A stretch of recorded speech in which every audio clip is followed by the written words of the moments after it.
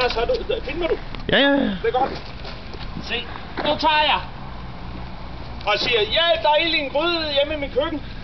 Så tager jeg bare låg her. Og lægger på. Der er ild ude i siden. Nu er der ikke mere ild, end man kan bære gryden ud, hvis det er. I siden? Ja. Det er jo ikke værre, end man kan få det til at gå ud, vel? Nu er der ikke noget ild. Jeg lader bare låg på. Så prøver vi noget andet. Sådan er igen. Der gik ild. Så er jeg meget dum nu, så nu tager jeg noget. Skal du have tæppet? Ja. Ja. Nu tager jeg noget vand. Og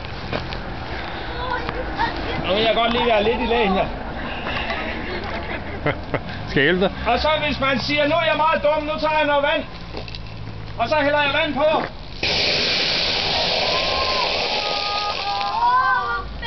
Så gør den altså sådan der. Så prøv at forestille jer, det var hjemme i køkkenet. Vi prøver lige en gang til.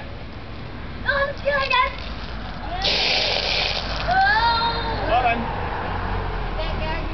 Og hvad lærte vi? Aldrig put vand på brændende olie. Så sejt! Jeg siger bare,